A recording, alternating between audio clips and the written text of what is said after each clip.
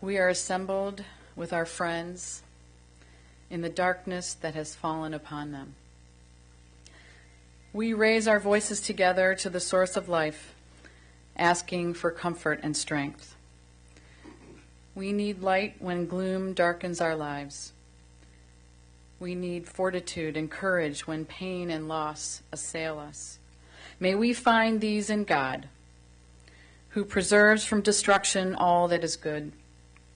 Let us find them, too, in loved ones and companions who do God's work by binding up the wounds of the stricken.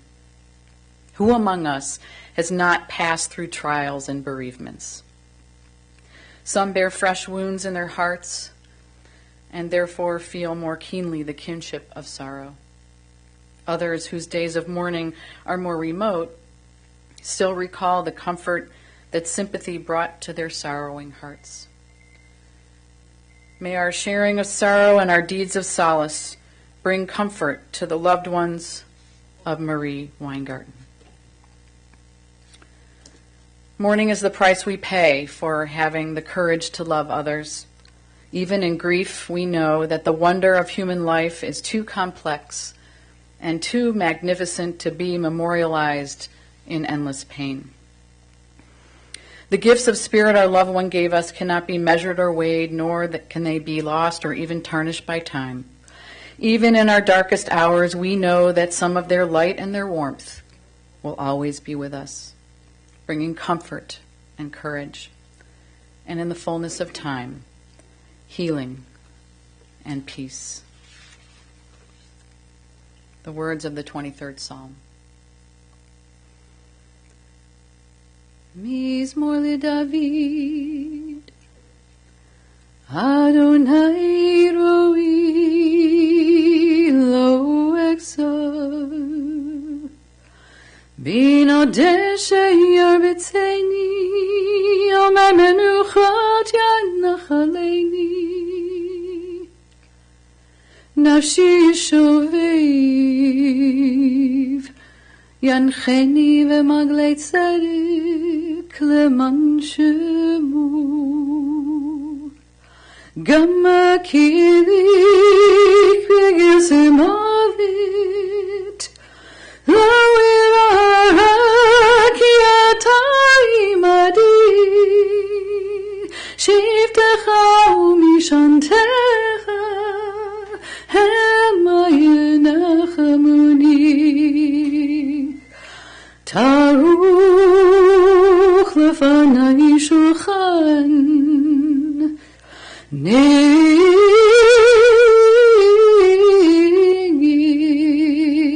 Zurevai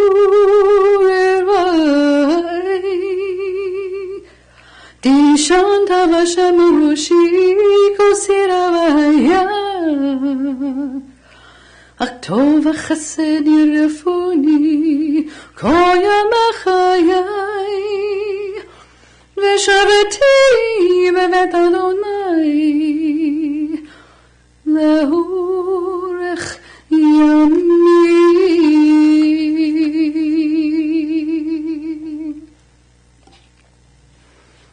Birth is a beginning, and death a destination, and life is a journey, from childhood to maturity, and youth to age, from innocence to awareness and ignorance to knowing, from foolishness to discretion, and then perhaps to wisdom, from weakness to strength or strength to weakness, and often back again. From health to sickness and back we pray to health again. From offense to forgiveness, from loneliness to love, from joy to gratitude, from pain to compassion, and grief to understanding. From fear to faith, from defeat to defeat to defeat, until looking backward or ahead, we see that victory lies not at some high place along the way, but in having made the journey stage by stage. A sacred pilgrimage. Birth is a beginning, and death a destination, and life is a journey. A sacred pilgrimage to life everlasting.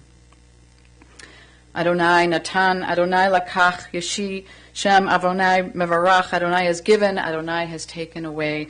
Blessed be the name of Adonai.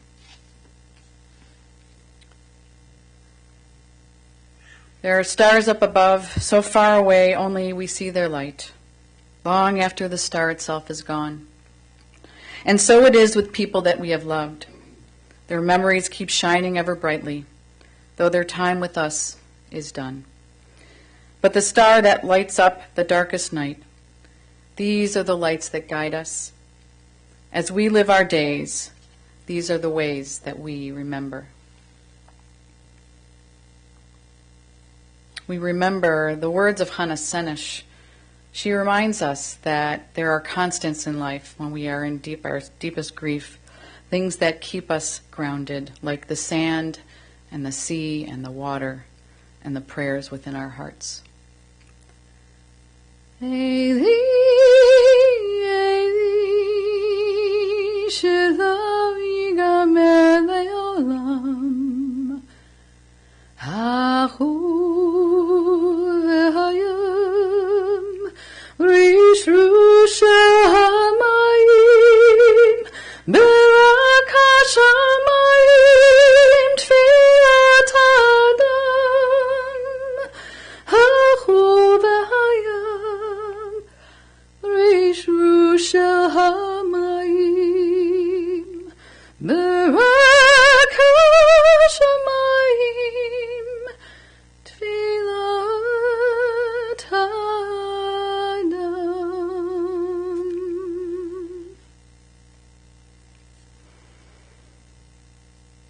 There is a time for everything. A time for every experience under heaven. A time for being born and a time for dying. A time for planting and a time for uprooting the planted. A time for destroying and a time for healing. A time for tearing down and a time for building up, for weeping and for laughing, for wailing and for dancing. A time for throwing stones and a time for gathering stones. A time for embracing and a time for refraining from embraces. A time for seeking, a time for losing, for keeping and discarding, for tearing and sewing. A time for silence, and a time for speaking. A time for loving, a time for hating, a time for war, and a time for peace.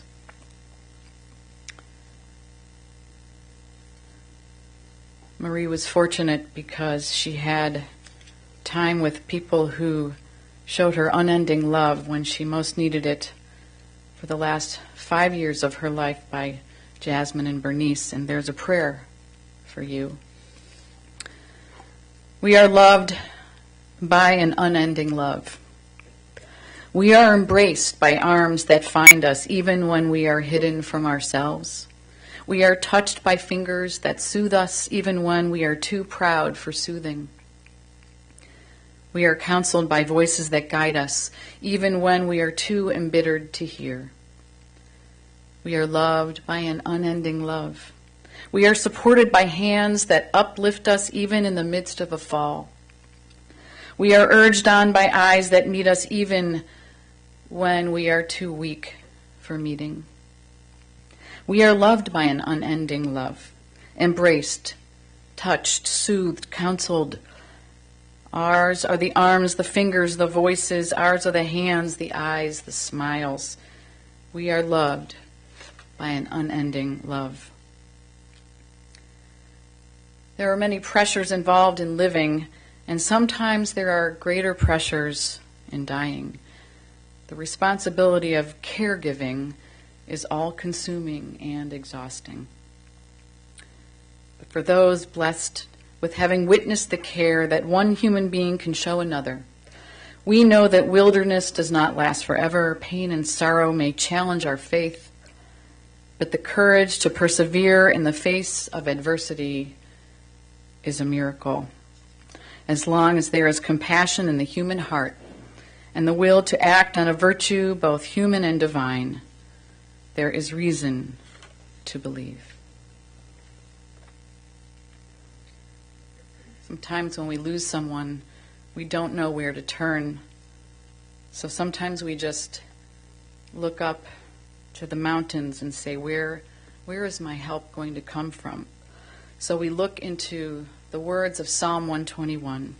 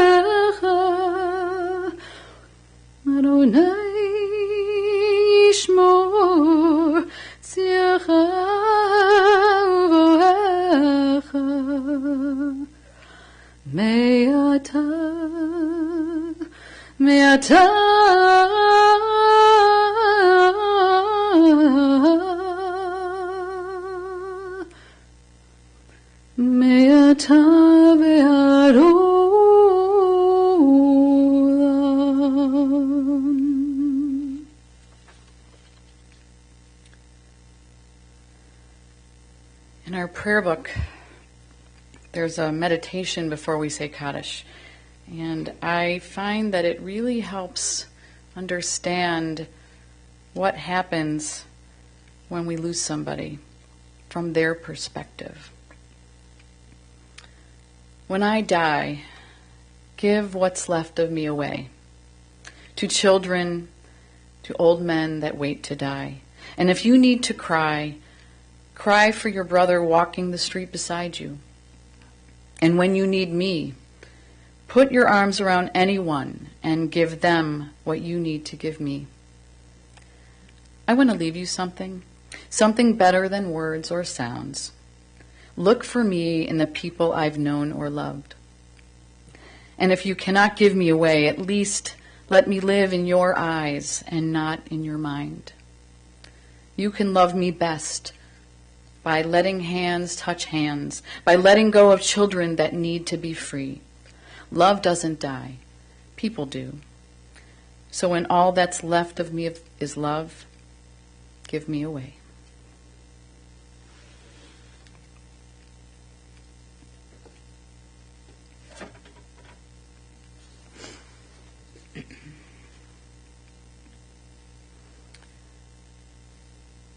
The famous poet and author Maya Angelou once said, "You may encounter many defeats, but you must not be defeated. In fact, it may be necessary to encounter the defeats so that you can know who you are, what you can rise from, and how you can still come out of it." Marie Weingarten was the poster child of someone who lived by this mantra every single day. She knew adversity all too well. And when she believed in something, she learned how to fight for it. A child of immigrant parents, she lived in Great Neck, New York, with her parents and her brother Peter. Her parents passed away at a young age, forcing Marie to grow up very quickly. She married young and had 2 children, Richard and Alan. And with her sons both having disabilities, Marie learned that motherhood, while hard to comprehend in its own right, was now more challenging than ever. Yet she soon understood that she had to be fearless in the face of adversity. She had to be strong in the face of difficulty. She had to be steadfast in the face of hardship. And she was, in every way. She had the heart of a champion. She loved her boys more than anything. And she would do anything for them so that they could succeed in life to the best of their abilities. She married for the second time to Larry, who fully embraced her and her children.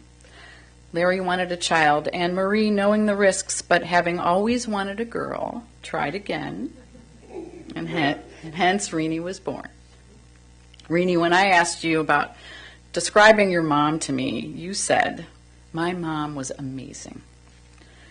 And I came to understand what that meant. That meant she was fearless, and her heart was always in the right place. Marie moved to Kansas City with her family, and there she found work in politics. It gave her an outlet to fight for what she believed in. Even as a single parent with special needs children, she found her calling. She was able to find work with the Clinton campaign and was even able to go to D.C. to attend the president's inauguration. Politics was very important to her because it channeled something deep inside her, the need to help the greater good, the community at large. She knew what needed to be done for the good of democracy, and she experienced firsthand someone in office who knew how to fight for those who did not have a voice, just as she had done in many facets of her life. As in politics, Marie continued to fight for what was right when it came to her boys' education. She had to figure out how to help her children grow up so that they would become well-adjusted adults who could thrive and enjoy life. She was one of the first people to petition the schools so that her boys could be mainstreamed, a term that was certainly not a household name like it is today. She changed the way people looked at and treated the disabled. She would not take no for an answer and made sure her boys had the best education possible. Judy Heumann, who, after getting polio as a child and living in a wheelchair her whole life, became one of the most influential people in the history of disability rights. Her words: "Some people say that what I did changed the world, but really, I simply refused to accept what I was told about what I could be and who I could be. And I was willing to make a fuss about it." Well, Marie made a fuss, a big fuss, so that her boys would get the schooling and care they needed, and she succeeded. It was not without a fight, but ultimately she won, and it made her stronger. She carried that strength back to Cleveland with her boys when Renee started dating Bob. She was so excited that Renee found a nice Jewish boy, although Marie would tell you that she herself wasn't very religious. But she was so happy for Renee and couldn't wait to take her shopping. She made sure Renee looked great for her second date. She told Renee she had a good feeling about Bob and was so excited when they got engaged. For someone who loved her family more than anything, Marie made sure her growing family, Renee and now Bob, would have a special bond with her. She would have Renee and her girlfriends over for family dinners. Her house was the house where everyone was included. If you didn't have somewhere to go for the holidays or just for a meal, Marie would open her home to you. Some of Renee's friends considered Marie to be their second mom. She was a mentor, a friend, a cook, and an educator. She led by example and made everyone better for it.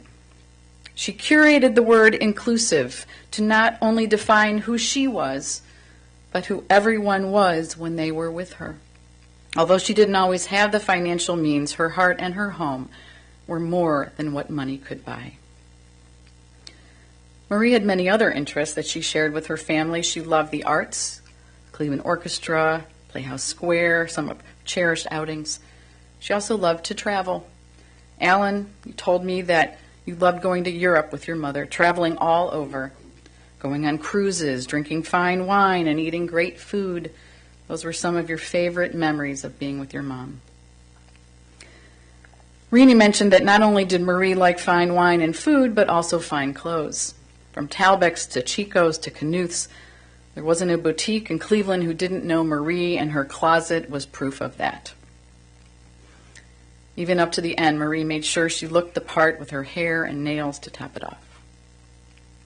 But all of that aside, still what mattered most was her family. We know that Richard and Alan and Renee all have a special place in her heart, a place that no one else can fill. That is until Haley was born. Haley was the light of her life. Marie's home was plastered with pictures of Haley, with mementos, with accolades. Haley was the spark that brought life and energy to Marie even as she aged. Haley is watching from her dorm room, and she wrote a few things for me to say, so I will share them now. Anyone who knew my grandma knew that she was one of the strongest and fiercest people, no questions asked. As I reflect on the past almost 19 years I thankfully got to spend with her, I cannot help but be in awe of everything she endured. Through unbearable circumstances, she never once gave up. While we did not share the same passions for shopping, food, and especially wine, I can confidently say that she is the reason I have been able to go through everything I have. Seeing her fight for so long and overcome so much adversity gave me every ounce of strength and resilience I have, and to this day, I am still driven by it. While our conversations got a lot shorter near the end, she never failed to ask me how tennis and school were going. Anytime I visited, she would light up the entire room with her contagious smile, and I could never walk through her building without someone saying how Ms. Marie was talking about me and all my accomplishments. While my visits made her day, my visits along with my dog probably made her entire week. Thanks to my grandma, my dog is no longer scared of wheelchairs. Her favorite thing was feeding him crackers while catching up with me, and I will cherish those times forever. While it is hard not to dwell on these hard times, not many people can say they got to spend their entire childhood with their grandma. And I have so many happy memories with her. And though I am devastated she will never get to hear about college and college tennis, I know I have an angel spectating every single match of mine. I love and miss you.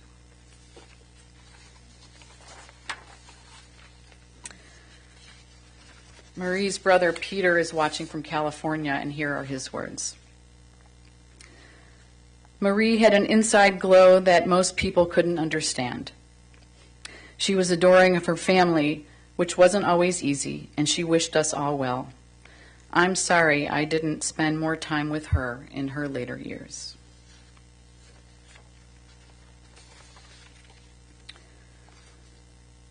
Renee and Bob created a beautiful family that Marie cherished with all of her heart.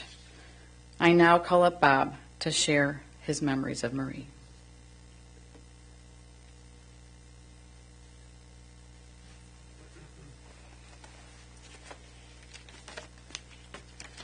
You got the big font too?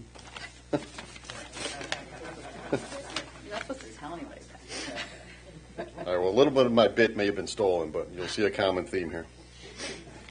So first off, thank you to all for attending the memorial service honoring Marie. Marie was a loving and compassionate mother, grandmother, sister, aunt, and friend to many. She had a smile that would brighten the room and always wanted to offer her help to anyone who needed it or was willing to listen to her advice and opinion, even if you didn't ask for it.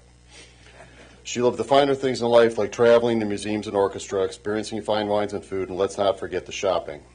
I do think at one time she auditioned to be the ambassador for Beecher Place Mall, as she spent more hours there than at home. Her last name may have been changed to Mrs. Talbot's or Mrs. Nordstrom's. She alone helped keep them all afloat. Maria spent an abundance of her years in a very unselfish role raising her challenged sons, Alan and Richard, and helping guide her daughter and my wife, Renee, into becoming a well-rounded and successful wife, mother, friend, and colleague to many. Maria epitomized the saying, the cat with 9 lives. She persevered through many obstacles in her later years as her health and mobility deteriorated. There were so many times she cheated death and somehow amazed the doctors that even with all her ailments, she kept ticking. Ticking is a funny word for me to say about Maria. She and I always had our moments regarding time. She was historically late for everything. I would say to her, can't you get a watch that tells the right time? She would just grin, smirk, or smile at me. No words were needed to be exchanged, point taken on both sides. Well, now I have figured out that Marie always knew the right time, and she did it her way right up to the last moment. She bought herself the extra time for all these years to watch her treasured granddaughter Haley grow up, go off to college, and begin fulfilling her dreams of playing high-level college tennis and advancing her academics. She even watched as the non-pet lover at one point, Bob, agreed to get a dog. Marie just adored having us often bring Grayson over to sit with her. And let's not forget the oyster crackers we finally figured out she was sneaking to him while we weren't looking. She knew who she needed to say goodbye to and made sure to give them the opportunity to say goodbye also. On behalf of our family, thank you to all who were part of Marie's life and helped in so many ways over the years. And special thanks to Bernice and Jasmine, who were there every day for the past 5 years providing care. Rest in peace, Marie. We've got this going forward.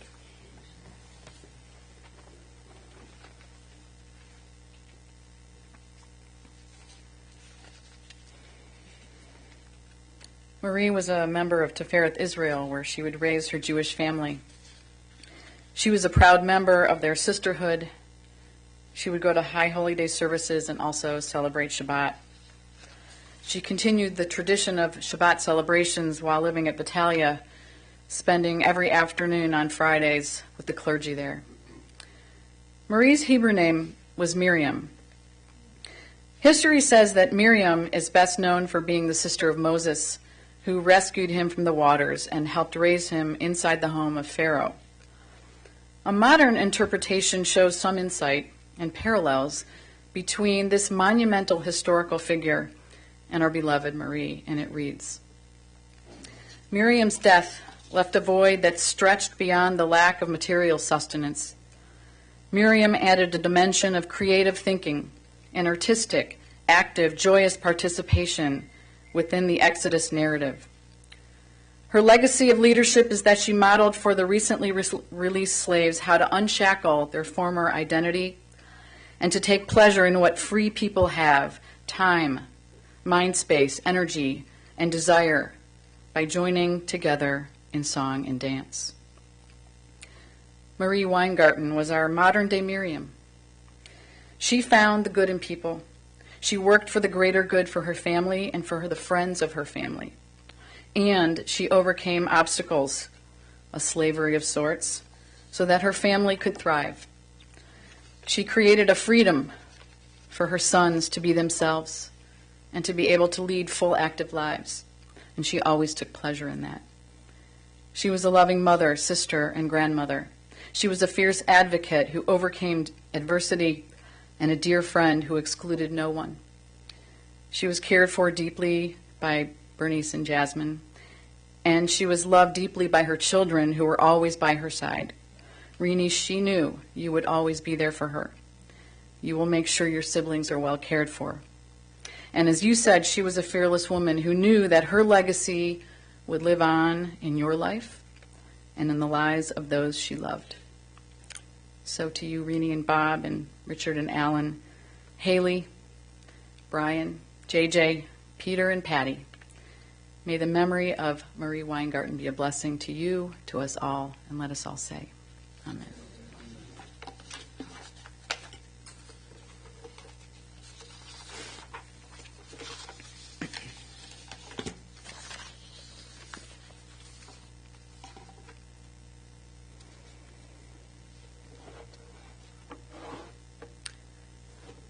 A mother of generations, a woman of valor.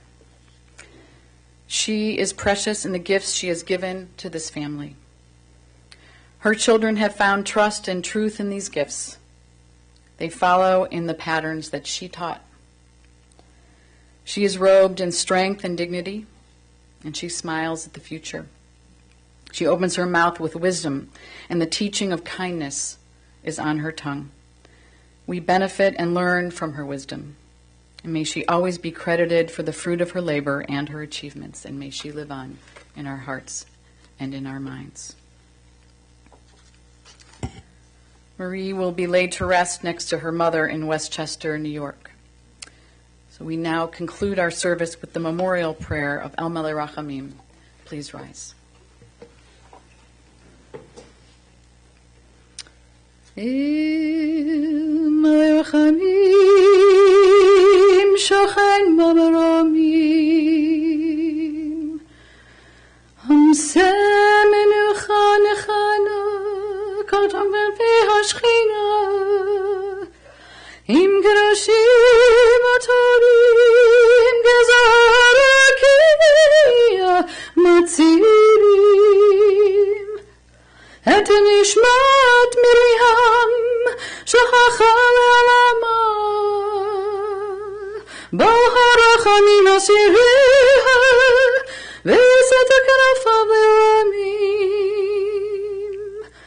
Vayitro betzra hachayim et nishmata Adonai hu nachalata V'tanuach b'shalom amishkavu Amen.